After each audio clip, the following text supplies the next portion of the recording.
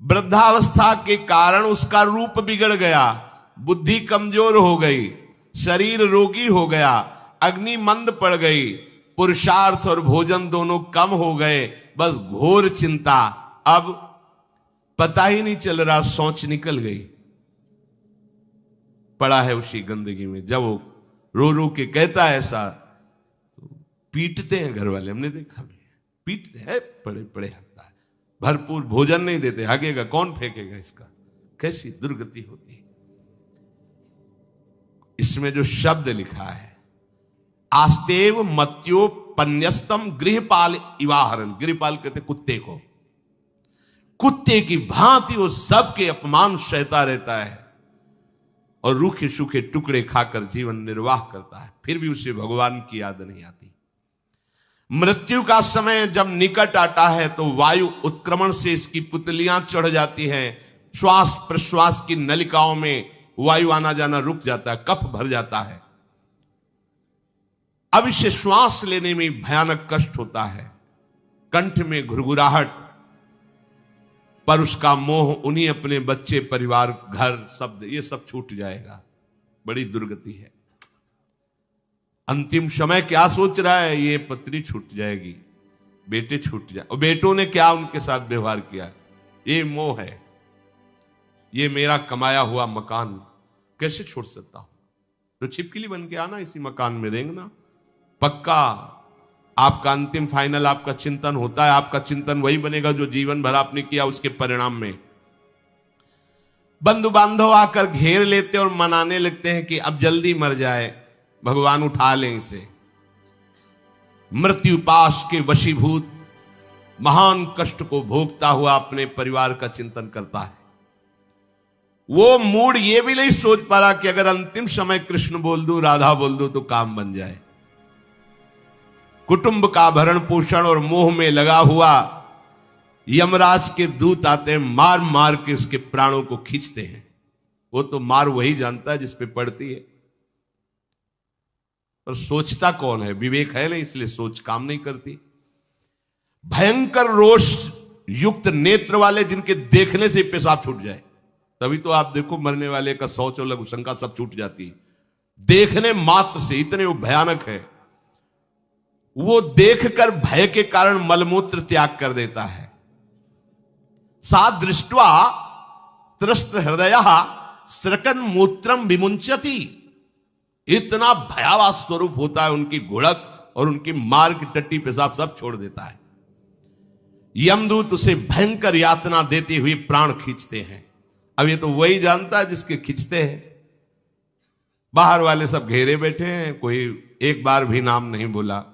अगर एक बार बोल देता राधा तो भाग जाते यमदूत और वो बच जाता। पर यह सौभाग्य तो जिसने जीवन में धर्म किया है, कहीं ना कहीं भगवद आश्रय लिया, उसको ये मिलता है। जैसे कोई घोर अपराधी को सिपाही बांधकर ले जाते हैं, उसी प्रकार रस्सी में बांधकर बलात् उसको यमलोक की लंबी यात्रा कराती है। रास्ते में पिटाई, घुड़कियां, उसे प्यास लगती, पानी नहीं दिया जाता, तपती हुई भूमि पर चलाया जाता है। कुत्ते नोचते हैं, व्याकुल हो उठता है, भूख प्यास उसे बेचैन कर दी। पर यहां किसी की भूख नहीं मिटाई तो तुम्हें रास्ते में भोजन नहीं मिलेगा। यहां कभी किसी को पानी नहीं पिलाया तो एक बूंद पानी नहीं मिलेगा तुम्हें। ये कर्म भूमि है। दावानल जैसी दहकती हुई भूमि पर उसे चलाया जाता है। तप्त बालुका में मार्ग में जब एक पग भी आगे बढ़ने की सामर्थ्य नहीं होती, मूर्छा जाती है, मार मार के उसे चेतना में लाते हैं यमदूत, फिर घसीटते हैं। महान दुख में अंधेरे मार्ग से अत्यंत क्रूर यमदूत उसे यमपुरी को ले जाते हैं। कितना मार्ग? 99,000 योजन मृत्यु लोक से। यह ऐसे नहीं कि कोई गप लिखी हुई है, नहीं नहीं। जैसे तिहाड़ जेल है, अब जानते नहीं तो क्या जानोगे, कहां तिहाड़ जेल, जाओ देखो जाके। आजीवन कारावास, कैसे बड़े कठोर कठोर, जैसा अपराधी वैसा दंड विधान। यहां थोड़ी दया है क्योंकि हृदय है, वहां हृदय नहीं है। वहां हृदयहीन शासक तुम्हारे पीछे लगाए जाएंगे। हृदय ही नहीं है, बस एक एक कर्म का हिसाब। जो हमने पढ़ा था पहली बार तो होश उड़ गए थे। जो यहां दूसरे का मांस खाते हैं ना, कोलू में पेरे जाते हैं। कोलू जैसे गन्ना नहीं पेरा जाता, लगा दिया कोलू में पेरे जा रहे। मरना है नहीं, सोचो कितना कष्ट। फिर इसके बाद समसी से मांस नोच कर उसे खवाया जाता है। होश में हो जाओ। 99,000 योजन का मृत्यु लोक से यमलोक का मार्ग है, लिखा हो 99,000 योजना नाम सहस्त्राणी नवतिम नवचाध्वनः त्रिभिर्मुहूर्तैर्द्वाभ्याम वा नीतः प्राप्नोति यातनः। एक योजन का मतलब 4 कोश, 99,000 योजन। इतने लंबे मार्ग को 2 या 3 मुहूर्त में तय करना, दौड़ा के 2 या 3 मुहूर्त, बहुत कम समय। फिर वहां पहले से तय, इसको इस नरक में डालो, इसको इस नरक में। वहां इतना समय, थोड़ी भीड़ लगी है। जैसे अपने एक फोड़ा हुआ तो अपने इतने कष्ट समझते, अस्पताल जाओ देखो चीख लगी, किसी पैर टूटा, किसी कुछ, ऐसे वहां सब हिसाब हो रहा है। उसको धधकती हुई लकड़ियों में जलाया जाता है, कहीं दूसरों के द्वारा काट काट कर उसको उसका ही मांस खिलाया जाता है। यमपुरी के कुत्तों के भयानक दांत होते हैं, जिंदा, अब मरना है नहीं वहां। भयानक गिद्धों के द्वारा आते खींची जाती है। यहां सांप बिच्छू डांस जिसको मारा है, वहां भयंकर रूप रखकर उसका खून पीते हैं। हिसाब है बहुत होश में। यहां तुम किसी के शरीर को काट दो तो मर जाएगा, वहां ऐसा नहीं होता। वहां बार बार काटा जाएगा, मरोगे नहीं, पीड़ा वैसे ही होगी। बड़े भयानक कष्टों को भोगता है। तामिस्त्र तामिस्त्र रौरव आदि नरकों को भोगता है। हे माता, भगवान कपिल देव जी कहते हैं, जो पुण्य आत्मा लोग होते हैं वो स्वर्ग आदि में जाकर पुण्य भोगते हैं, लेकिन दोनों को फिर गिरना होता है, क्योंकि वो भगवान का भजन नहीं किए, इसलिए पुण्य भोग कर मृत्यु लोक आते हैं, वो पाप भोग कर नरक से मृत्यु लोक आते हैं। माता जब उनके भोग संपन्न होते हैं नरक आदि के, अब वो जन्म लेते हैं। फिर यहां ध्यान से सुनना, जब जीव को मनुष्य शरीर में जन्म लेना होता है तो प्रकृति में वर्षा के साथ आता है। प्रकृति में वर्षा के साथ आया, और फसल में मूली, गाजर, गेहूं, अन्न, इनमें वो जीव प्रवेश करता है, और उसे माता पिता दोनों पाते हैं। तो सप्तम धातु वीर के रूप में परिणित होता है जीव। वो वीर कण के रूप में माता के उदर में जब प्रवेश करता है तो एक रात्रि में मां का और पिता का, दोनों का वो जो वीर मिलता है, उस रज और वीर के मिलने से एक कलल सा बनता है। 5 रात्रि व्यतीत होने के बाद एक बुदबुदा सा बनता है। 10 रात्रि व्यतीत होने के बाद एक बेर की सी आकृति होती है। फिर उसके बाद उसमें धीरे धीरे मांसपेशियां बढ़ने लगती हैं। 1 महीने में उसके सिर निकल आता है। 2 महीने में हाथ पांव अंगों का विभाग होता है। 3रे महीने में नख, रोम, अस्थि, चर्म, स्त्री पुरुष के चिन्ह प्रकट हो जाते हैं। 4 महीने में मांसादि 7 धातुएं प्रकट हो जाती है। 5वें महीने में चेतना जागृत हो जाती है। जैसे अपने चेतना, ऐसे 5वें महीने में गर्भस्थ शिशु की चेतना जागृत हो गई। जीव है पर चेतना 5 महीने बाद मां के गर्भ में जागृत। अब उसे भूख लगती है, प्यास लगती है, वहां की तापमयी जलन, पीड़ा, छोटे छोटे कीड़ों के द्वारा काटना।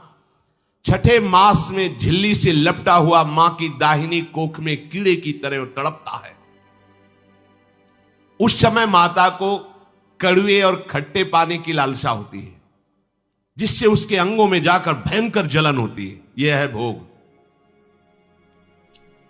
वो कृमि कीड़े की तरह तड़पता है। मलमूत्र के गड्ढे में बीच में झिल्ली में बंधा हुआ वो जीवात्मा सुकुमार तो होता है, वहां के कीड़े उसे नोचते हैं छोटे छोटे, वो तड़पता है।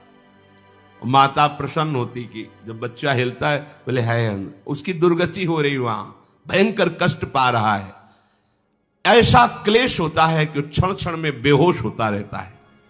माता के खाए हुए कड़वे, तीखे, गरम, नमकीन, रूखे, खट्टे, यही पदार्थ पाने की इच्छा होती है माता, क्योंकि उसको भोग भोगना है। उसके कोमल शरीर में भयानक पीड़ा होती है जब माता ऐसे पदार्थ खाती है। गर्भाशय की झिल्ली में लिपटा हुआ, आंतों और मलमूत्र से घिरा हुआ, सिर, पेट की और पीठ और गर्दन एक कुंडलाकार, ऐसे कंकण जैसा, ऐसी आकृति गर्भस्थ शिशु की होती है। पिंजड़े में बंद पक्षी के समान पराधीन, ना तो वो हिल डुल सकता है ना बोल सकता है, बड़ा असमर्थ दुख को भोग रहा है, चेतना पूरी है। इसी समय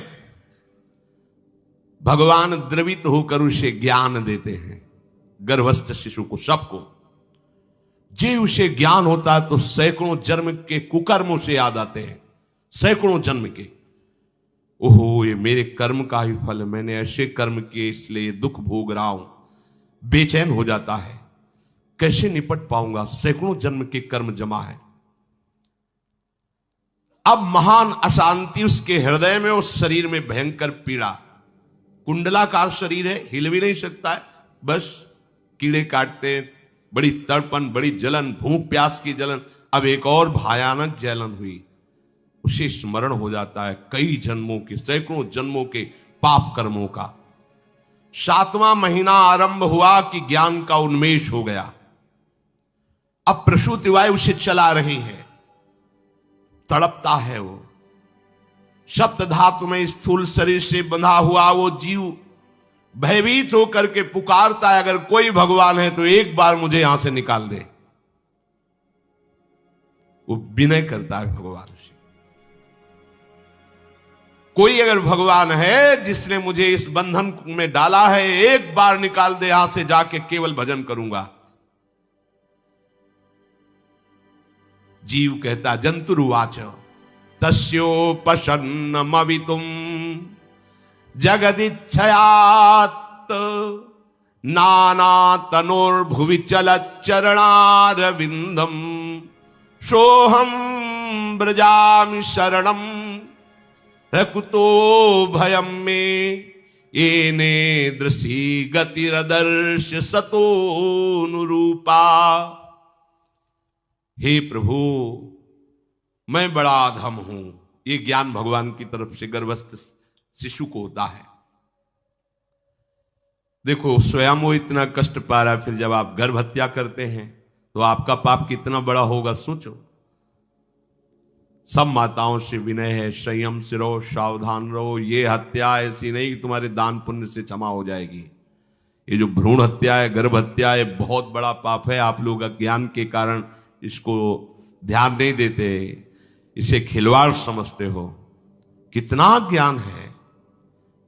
बेटी ही मां है, बेटी ही बहन है, बेटी ही पत्नी बनती है, बेटी ही किसी के जीवन को धारण करने वाली बनती है। और आपने गर्भ में देख लिया बेटी है, तुम स्वयं मां होकर उसका साथ दे रहे हो, उसका नष्ट करने के लिए। हमारी तो बात ही समझ में नहीं आती, क्या बुद्धि भ्रष्ट हो गई। अगर पुरुष का इतना महत्व है तो बेटियां ना हो तो तुम्हारी कौन सी गति होगी, सोचो जरा। जीना मुश्किल हो जाएगा तुम्हारा। तुम पुरुष किस काम के रह जाओगे। तुम्हारा अर्धांग काट दिया जाए तो तुम कैसे होगे। ये स्त्री स्वरूप अर्धांग है। जिस घर में मां बहन नहीं है, स्त्री स्वरूप नहीं, श्मशान जैसा वो होता है। ध्यान दीजिए, ये बहुत बड़ी गलती है जो अपनी बेटियों की हत्या करते हैं। ये वो पाप है जो अक्षम्य अपराध है। स्त्री हत्या करना शास्त्रों में बहुत बड़ा पाप कहा गया है।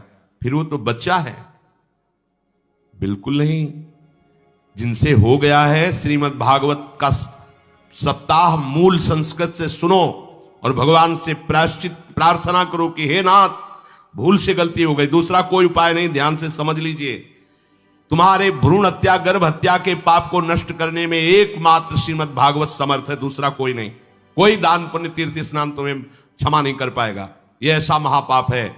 अगर हृदय में जलन करके और मूल संस्कृत के द्वारा पूरी 7 दिन में भागवत श्रवण की जाए नियम से, तो भागवत समर्थ है, इस हत्या के पाप से भी आपको मुक्त कर देगी।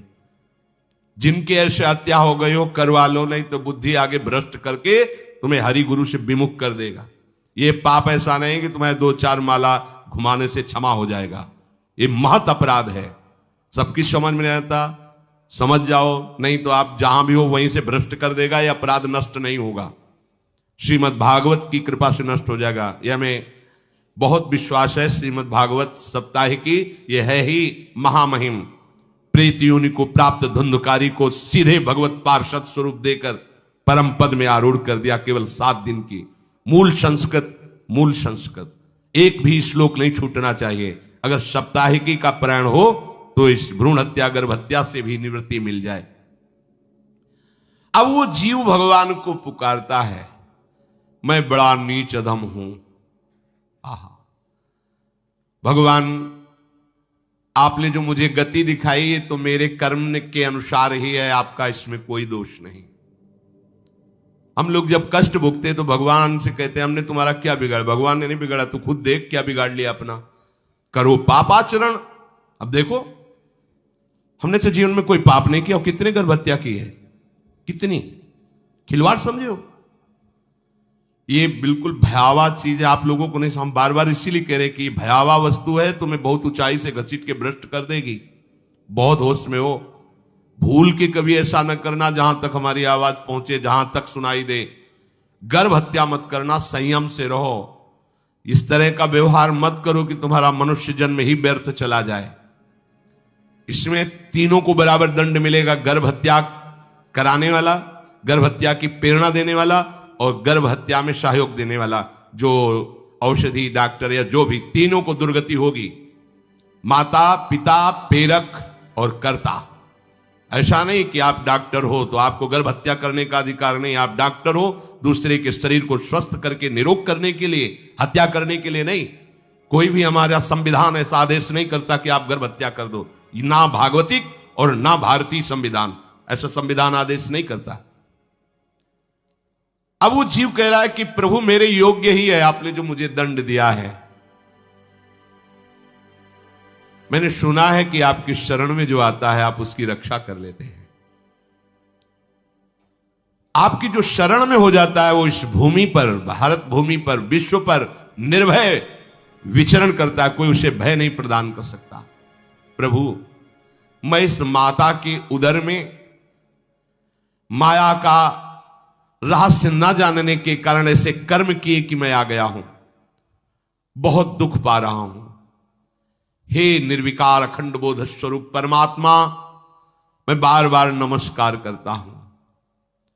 प्रभु मेरे ऊपर कृपा कर दो, एक बार इस गर्भ से निकाल दो। मैं यहां से बाहर जाकर आपका निरंतर भजन करूंगा। ये वादा करके आए हम प्रभु से। सब प्रभु ने करुणा करके हमें चांस दिया है मनुष्य शरीर। प्रभु मैं बहुत जन्मों से इस समय स्मृति आ रही, देख रहा हूं कर्मों में भटकता रहा आपसे विमुख होकर के।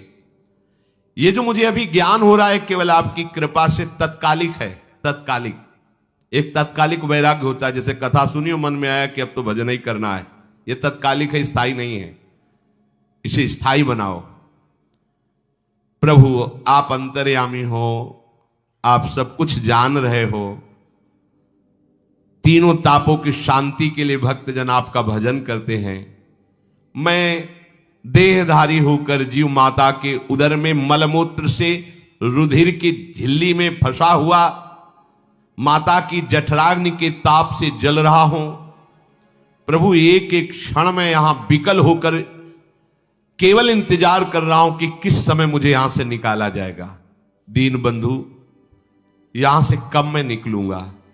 स्वामिन आप बड़े दयालु हो। आप जैसे उदार प्रभु ने मुझ गर्भस्थ शिशु को यह ज्ञान दिया। हे दीन बंधु आप अपनी कृपा से प्रसन्न हो जाइए। प्रभु एक बार निकाल दीजिए। मैं ऐसा भजन करूंगा कि दोबारा संसार के दुख में नहीं आऊंगा। कपिल भगवान कहते हैं हे माता, वो गर्भस्थ बालक शिशु भगवान से प्रार्थना करता है। भगवान का आदेश होता है, तत्काल प्रसव वायु धक्का मारती है। जे ही प्रसव वायु धक्का मारती तो उसको ऐसा भयंकर कष्ट होता है, जैसा पीछे लिखा है कि जैसे जिंदा किसी की चमड़ी उतारी जाए, ऐसा मां के गर्भ से निकलते समय उसे कष्ट होता है। वो अत्यंत कष्ट से व्याकुल होता है, उसी समय उसका वो ज्ञान नष्ट हो जाता है जो भगवान ने दिया था। उस समय उसकी श्वास की गति रुक जाती, जैसे किसी का गला दबा दिया जाए तो कैसा लगेगा। ऐसे ही पूरी की पूरी भागवती की स्मृति नष्ट हो गई। होश आया तब देखा कि वो बाहर पड़ा हुआ है, माता के उस मलमूत्र में सना हुआ बिष्ठे की कीड़े की तरह। गर्भवास में जो दिव्य ज्ञान प्रकट हुआ था भगवान की कृपा से, वो सब नष्ट हो गया। भूमि परत भा ढाबर पानी, तिम जीवे माया लपटानी। चेतन आई तो रोने लगा। वो ज्ञान कहां गया, वो ज्ञानदाता कहां गया? वो कहता कहां कहां? बोले थाली बजाओ, बच्चा हुआ है। और वो तो रो रहा है कि कहां, वो ज्ञान कहां गया जिसके बल से मैं कह रहा था कि बाहर निकाल दो, मैं आपका भजन करूंगा। सब खत्म ज्ञान। जो लोग उसका अभिप्राय नहीं समझते वो उत्सव मनाते हैं, बालक हुआ है, वो रो रहा है, वो कहां गया ज्ञान? कहां कहां कहां? छोटा बालक यही रोक कहता कहां? अभी जो ज्ञान उत्पन्न हुआ था, जो अभी भगवान का बोध हुआ था, वो कहां गया? कहां गया? घर परिवार के लोग उसका पालन पोषण करते रहते हैं, उसमें कोई निषेध करने की शक्ति नहीं हो रही। मच्छर काट रहा है, दुख हो रहा है, हटा नहीं सकता बालक। उस जीव को शिशु अवस्था में जब कपड़ों पे लिपेट कर ऐसे लिटाया जाता है तो इतना कोमल त्वचा होती कि कपड़े भी उसको, जैसे खुजलाहट है, पीड़ा है या जलन है, बिल्कुल कोमल त्वचा होती, कुछ नहीं कर सकता हो, बस रो सकता है। ना खुजलाने की, ना करवट बदलने की, ना उठने की कोई सामर्थ्य नहीं। बड़ा कष्ट पाता है बाल्यावस्था में, क्योंकि त्वचा बड़ी कोमल होती, दास मच्छर आदि जीव उसको काटते हैं। गर्भावस्था का कोई ज्ञान नहीं रहा, सिर्फ रोना ही रोना रह रहा। इस प्रकार उसकी बाल्यावस्था कटी, कौमार अवस्था आई, पौगंड अवस्था, इनमें वो खिलवाड़ में फंस गया। जैसे जैसे बड़ा होता जाता, चेतना, गुनगुना, ये कार, ये प्लास्टिक के ऐसे उनमें मगन है। देखो ना छोटे बच्चों को, अज्ञानवश इसकी ये अवस्था कट गई। बड़े भाग्यशाली ऐसे भी बच्चे हैं जो तुतला के बोलते हैं, उनकी मैया कहती राधा बोलो राधा। देखो ये सौभाग्य, प्रणाम है उन माताओं को जो अपने बच्चों को भगवान नाम बुलाती हैं कि आप बोलो, श्री हरिवंश बोलो, राधे